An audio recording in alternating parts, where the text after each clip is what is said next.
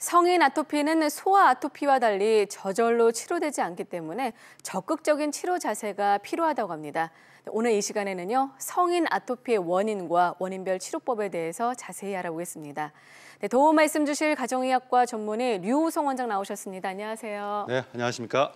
네, 아토피 하면 극심한 가려움증을 유발하는 질환이라고 다들 알고 계시는데요. 흉반 정도로 생각했는데 증상도 좀 다양하다면서요. 네. 먼저 사진을 좀 보시면서 간단히 설명드리도록 하겠습니다. 보시는 바와 같이 성인 아토피 분들을 보면 이렇게 손목 부분에 지금 긁은 상처가 보이고 있는데요. 저 상처와 함께 색소 침착이 있거나 아니면 피부가 일부분 좀 두터워진 병변을 보이고 있습니다. 이렇게 염증 후에 색소 침착을 남긴다거나 아니면은 이렇게 두터워지는 걸 태선화라 그러는데 이런 것들 때문에 특히 여성분들은 많이 힘들어하시죠. 그리고 오른쪽 사진을 보시면은 목 주변에 붉은 그 홍반을 비롯해가지고 약간 부풀어 오른 팽진을 보이고 있는데 이렇게 아토피를 보면은 손이나 이런 목이나 가슴 부분에 이런 피부 병변을 보이는 경우가 많습니다. 네. 다음 사진을 보시면은 여기는 무릎 뒤에 접히는 부분에 저렇게 소양증을 동반한 저런 습진 부분이 있고요. 그리고 눈 주변이라든지 귀 주변에 두피까지 각질을 동반한 짓무른 습진 병변을 동반하는 것이 성인 아토피의 특징이 되겠습니다. 네, 근데 궁금한 게요. 어른 아토피와 어린이 아토피 뭐 차이가 있나요? 네. 네. 이게 뭐 진단적 가치가 있다고 하기는 그렇지만은 애들 같은 경우는 저 사진에서 보시는 바와 같이 두피라든지 양볼 그리고 목이나 가슴 그리고 손바닥이나 이 팔꿈치 앞에 접히는 부분이라든지 발이라든지 아니면 뒤쪽을 보면은 또 손목과 함께 종아리 뒤편에 접히는 부분에서 뒤편으로 이렇게 생기는 걸 볼 수 있습니다. 그에 반해서 성인은 목이나 가슴 그리고 아까 말씀드렸듯이 팔꿈치 앞이나 그다음 무릎 뒤에 접히는 부분 그리고 끝까지 이제 호소하시는 분의 손에 많이 오시거든요. 예, 손이나 발에 이렇게 많이 하는 그런 분포적인 차이가 있지만 이것 가지고 아토피다라고 이야기는 그렇습니다. 그래서 이제 아토피 피부염이 뭐냐 보면은 주로 이제 유소하게 발생하는 가려움을 동반한 만성 재발성 습진성 피부염이 되겠습니다. 좀 어렵죠? 특징적인 피부 소견이나 검사실 소견은 아까 말씀드린 바와 같이 워낙 다양하게 나타나기 때문에 확립된 건 없습니다. 성인 아토피의 특징이라고 보면은 팔다리 접히는 부분, 손이나 얼굴, 목에 많이 생기고요. 네. 그리고 국소 스테로이드를 보통 성인 때까지 많이 쓰기 때문에 얼굴에 홍반을 일으키는 경우가 상당히 있습니다.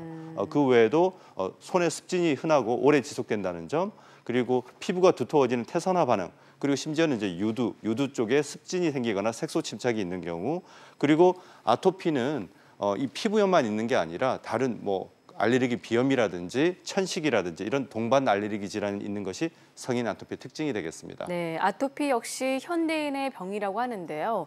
네, 정말 꾸준히 늘고 있죠. 네, 표에 보시는 바와 같이 이것은 대한소화기 알레르기 호흡기학회에서 발표한 내용인데요.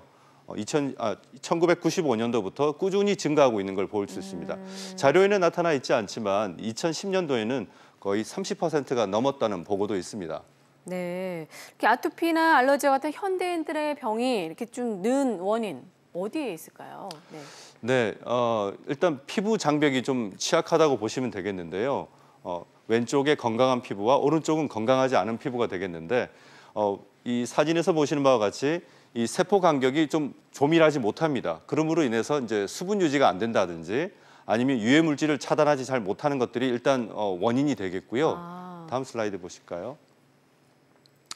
그래서 이제 원인들을 좀 살펴보면은 유전적 요인으로 이제 한 부모한테 두 부모 중에 한 부모한테 그런 알레르기 증상이 있는 경우에는 자녀한테 나타날 확률이 한 50%가 되고 예. 양부모에 다 있다면 75%로 확 증가를 합니다. 그 외에도 우리가 이제 병원에 가게 되면은 이런 알레르기 항체 검사를 하게 되는데 항체가 발견되지 않는 경우에도 이런 임상 증상을 보이는 경우가 많거든요. 그래서 네. 저것만으로 진단을 하기는 좀 무리가 있습니다. 그 외에도 포도상구균이라든지 곰팡이, 바이러스 같은 경우가 좀 상대적으로 분포가 훨씬 더 많다고 하는 그런 논문들도 많이 있고요. 그 외에도 알레르기를 유발하는 계란이나 유제품 같은 그런 음식물이라든지 공해, 꽃가루, 그리고 급격한 온도 변화라든지 이렇게 환절기처럼 습도가 낮아지고 이런 경우에도 환경적 요인도 있고 그 외에도 요즘에는 도시화로 인해서 지나친 청결이 오히려 더 아토피를 유발하는 게 아닌가. 그리고 뿐만 아니라 백신 사용이라든지 항생제 때문에 균에 접촉할 기회가 상대적으로 적어짐으로 인해 가지고 내성이나 면역력이 떨어진다는 얘기도 있습니다. 그 외에 아까 말씀드렸던 피부 장벽 기능이 이상하거나 또는 요즘에 야간 근무들 많이 하시잖아요. 그런 수면 부족이라든지 스트레스도 주요한 요인으로 작용하고 있습니다. 네, 다양한 원인들이 있는데요. 성인 아토피에 대해서 알아보겠습니다. 방송 보시면서 궁금한 점 있으신 분들은요. 026938-2060, 026938-2060으로 전화 주셔서 직접 상담 받아보시기 바라겠습니다. 지금 전화 주세요.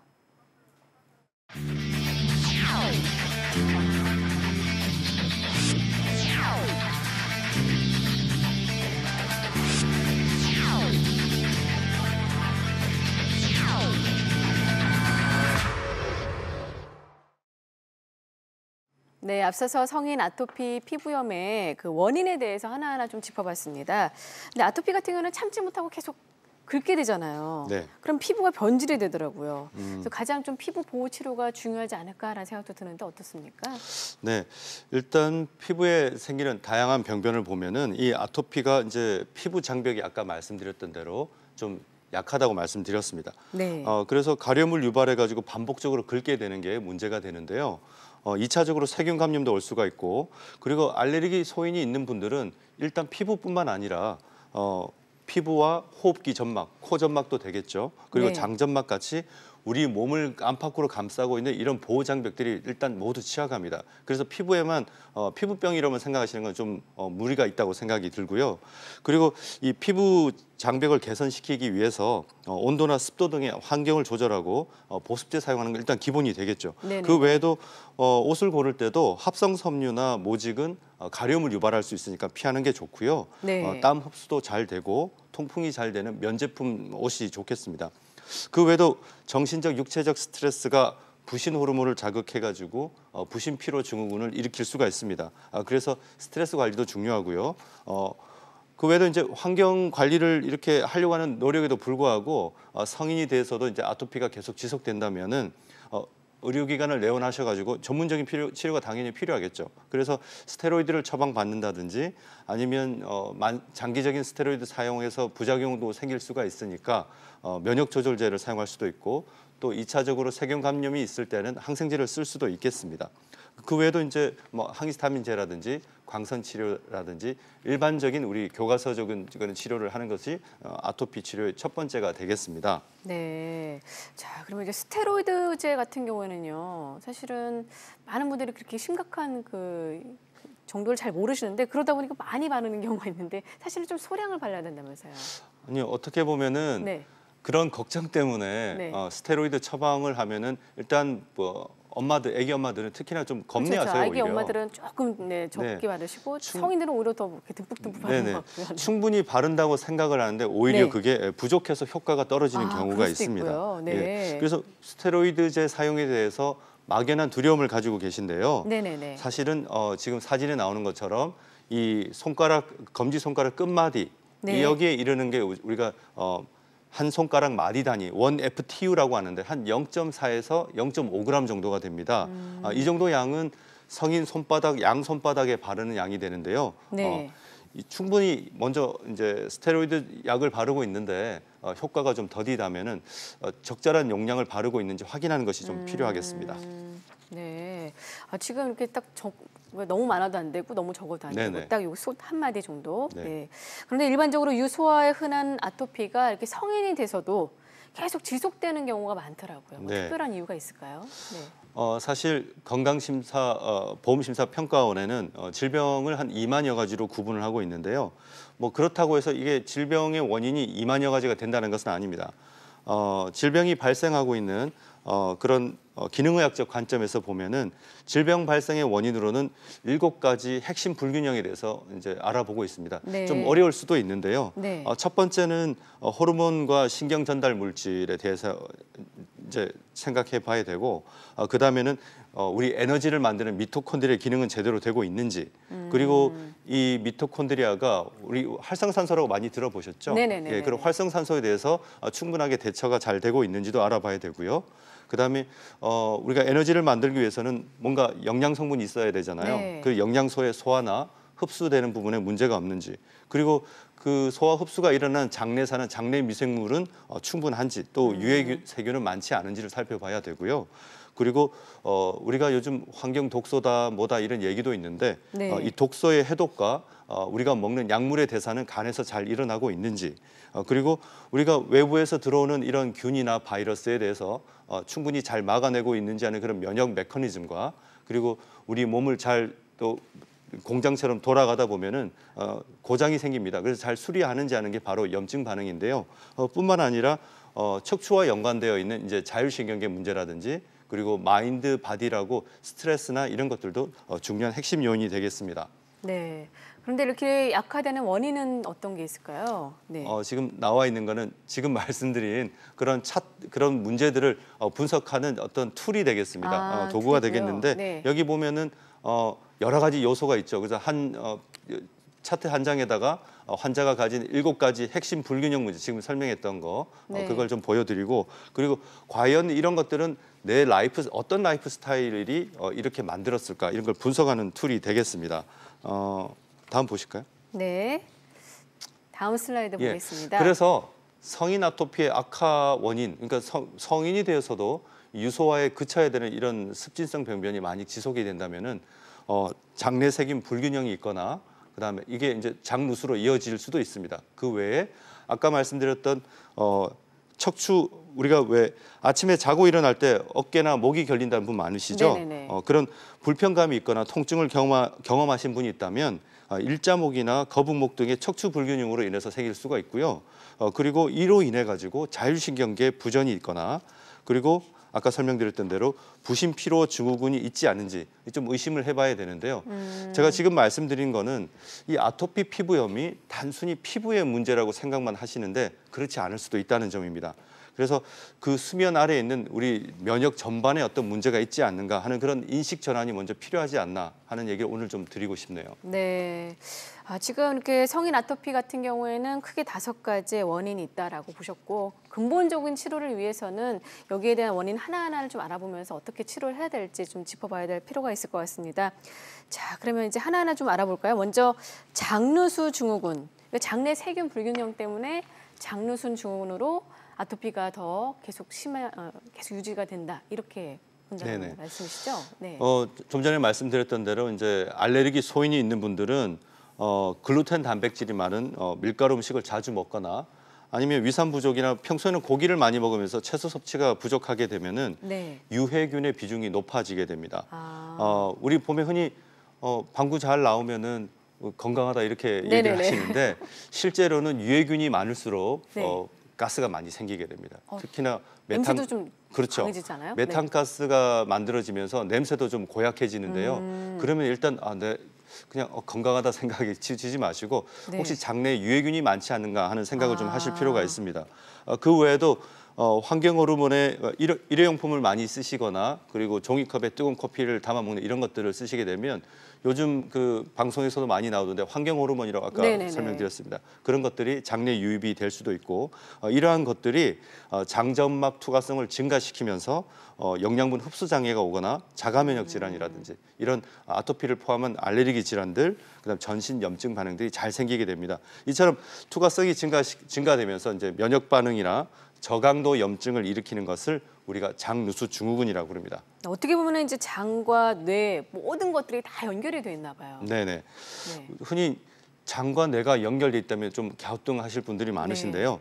사실은 우리 신체 내부에서는 신경계나 내분비계를 통해서 연결돼 있다는 개념입니다.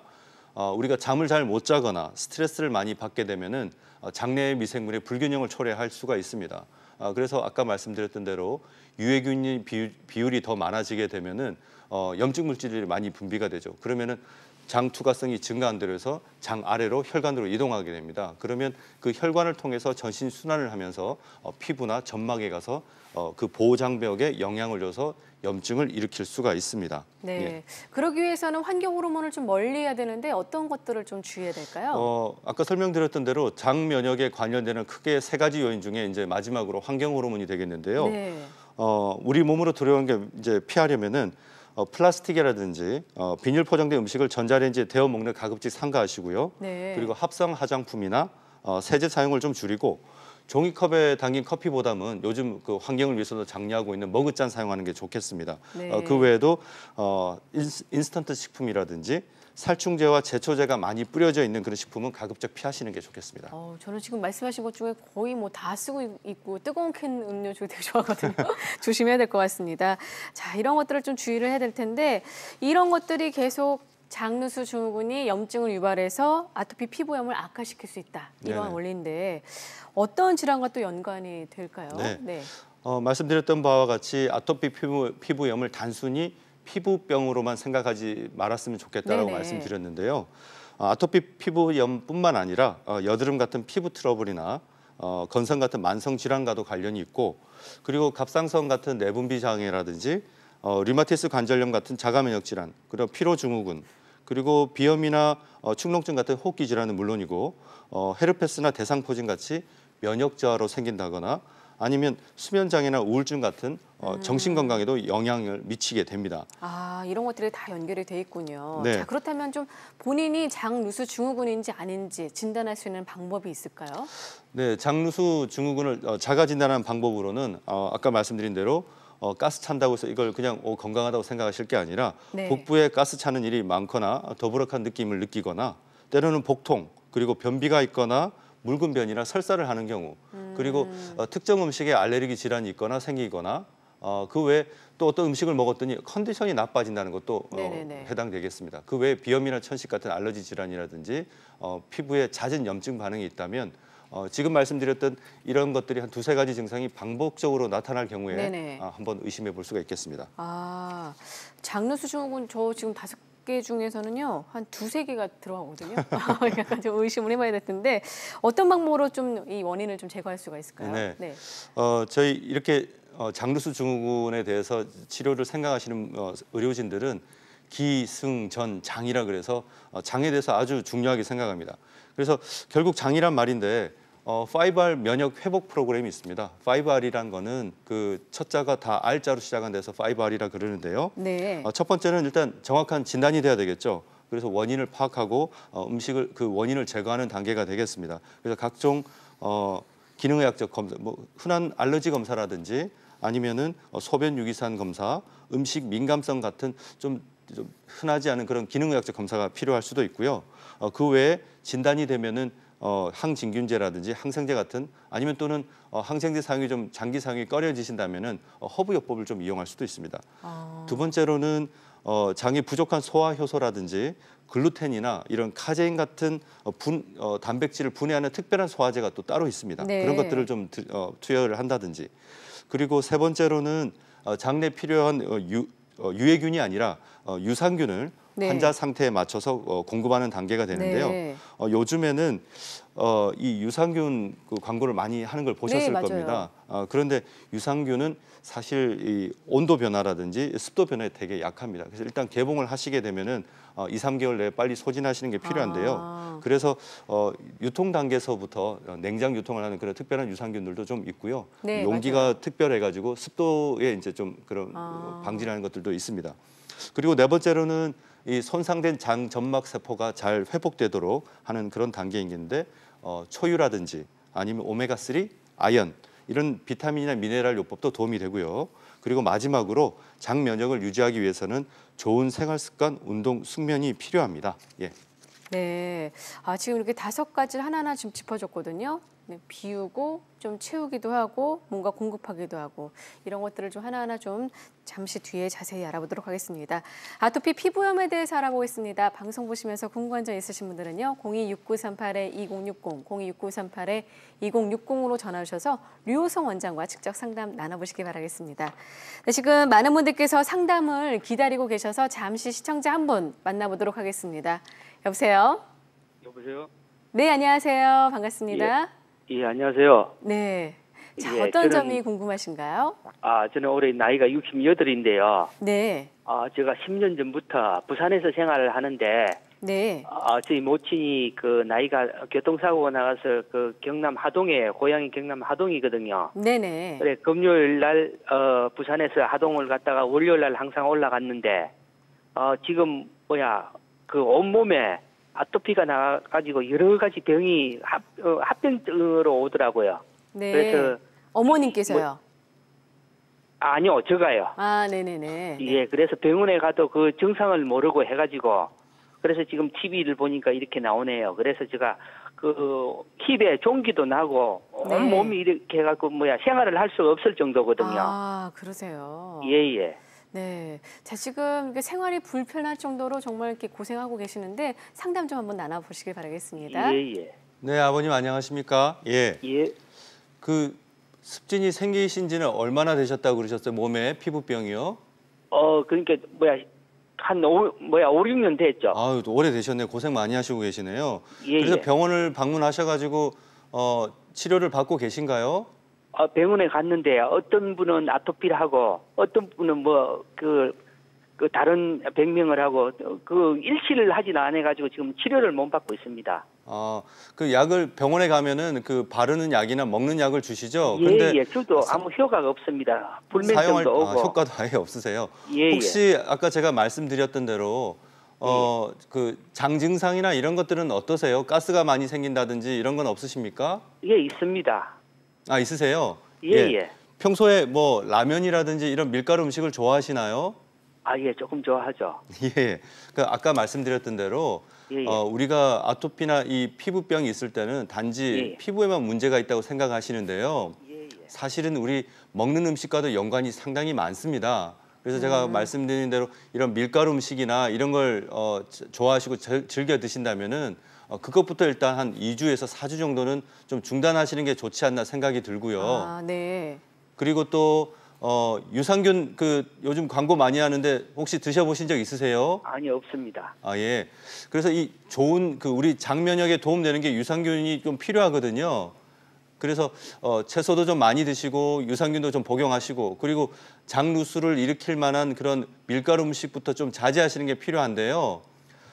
이렇게 아토피를 피부에만 국한해서 생각하지 않으시고 면역 전체를 해서 풀어가는 어떤 그런 요즘 전문 의료기관들이 좀 있습니다. 그래서 자녀분들의 좀 도움을 받아서 그런 것들도 의료기관에 방문하셔가지고 좀 치료를 받아보시는 게 좀 필요하지 않을까 생각합니다. 사실 5년, 6년이라면은 좀 아주 긴 시간이지 않습니까? 네네네. 그러니까 먼저는 제가 말씀드린 대로 장누수를 일으킬 만한 그런 원인을 좀 피해 보시고요.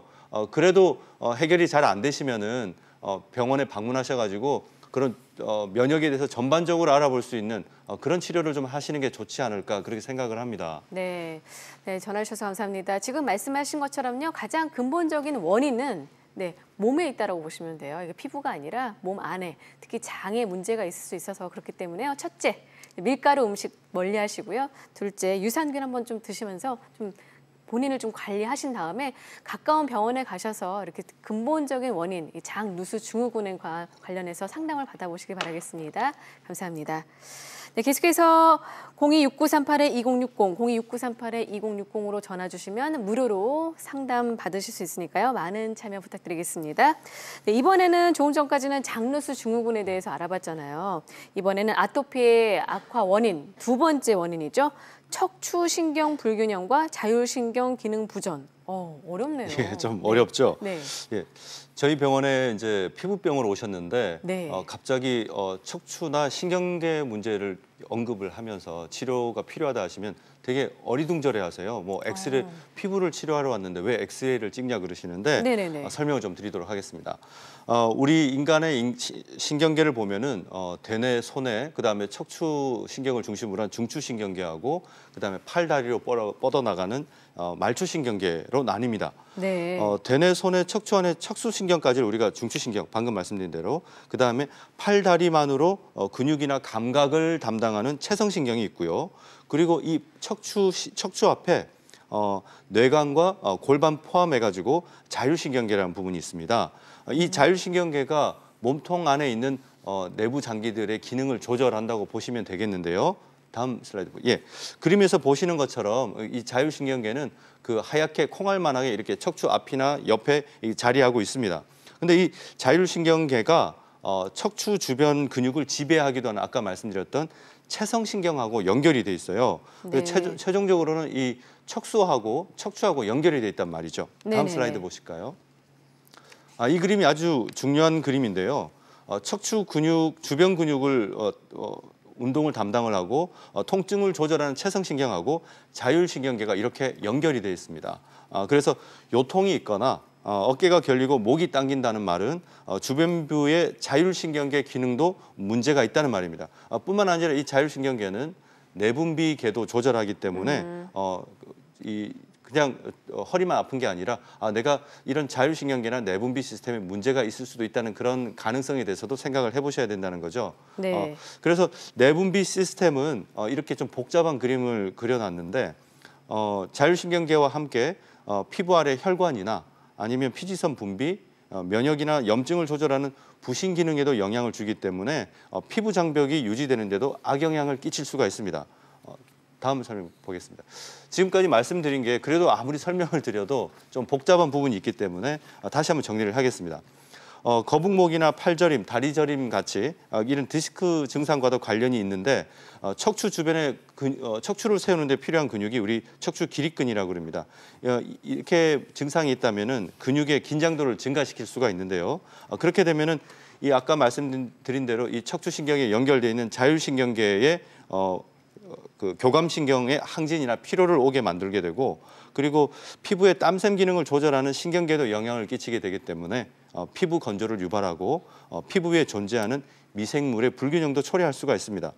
뿐만 아니라 두 번째 항문을 보면은 부신 기능의 항진까지 일으켜서 만성적으로 지속이 되면은 이 피부병 자체가 부신 피로 증후군도 일으킬 수가 있고 그리고 갑상선 기능도 떨어져서 피부 건조가 더 악화도 되고 피부 염증이 더 심해질 수도 있습니다. 심지어는 지금 말씀하시는 바와 같이 대사증후군이라고 하는 그런 당뇨 전 단계까지 이룰 수 있다는 것도 좀 염두에 두셔야 될 것 같습니다. 네, 그러니까 설명을 들으면 들을수록 좀 어려울 수도 있지만요. 가장 근본적으로 아토피가 피부병에 극한되는 게 아니라 우리 몸 전체와 연결이 돼 있다라고 보시면 도움이 될 것 같습니다. 아토피에 대해서 알아보겠습니다. 026938-2060, 026938-2060으로 전화 주시면 무료로 상담 가능한데요. 지금 잠시 시청자 한 분 만나보도록 하겠습니다. 여보세요? 네, 여보세요. 네, 안녕하세요. 많이 네, 기다리셨습니다. 안녕하세요. 자, 어떤 점이 궁금하신가요? 딸이 아기 때부터 아토피였었어요. 네. 그랬는데 지금 이제 22살이거든요. 네. 어저께 목요일날, 엊그제 목요일날 그 백내장이라고 진단을 받았어요. 네. 근데 그게 아토피 합병증이라고 그러더라고요. 아토피 합병증이다라고 그런데 진단을 받으셨고요. 네, 근데 지금 제 상태가 온 몸이 다 흉터투성이고 목이나 이제 얼굴 같은 데는 진물이 이렇게 나고 지금 현재는 이제 그런 상황이에요. 연세가 실례지만 어떻게 되시죠? 아이가 이제 22살. 22살인데. 네네네, 여자아이. 그래요. 네. 네. 지금 이제 좀 목소리가 약간 작아서 네네네. 못 들었지만 어쨌든 딸이 있으신데 딸이 22살인데 네. 아토피의 후유증으로 녹내장이 왔다. 백내장이 녹내장 왔다. 아니고 백내장. 백내장이 왔다고 백내장이 합니다. 네, 그래서 수술을 해야 백내장이래요. 되는 네네네. 상황이다라고 네. 하시는데요. 그리고 온 몸은 다 진물투성이고. 네네네. 네. 자, 그러면 이제 예, 안녕하십니까 어머님? 네, 예. 안녕하세요. 따님이 22살이라 그러셨는데 아토피를 꽤 오래 알아오셨죠? 그렇죠. 예. 그러다 보면은 그 병원에서 스테로이드 뭐 바르는 거라든지 먹는 거라든지 처방을 좀 많이 받으셨을 텐데 맞나요? 네, 받기는 받았는데 될 수 있으면 그 합병증을 염려를 해서 네. 될 수 있으면 많이 안 바르고 덜 먹이려고 노력은 했었어요. 네.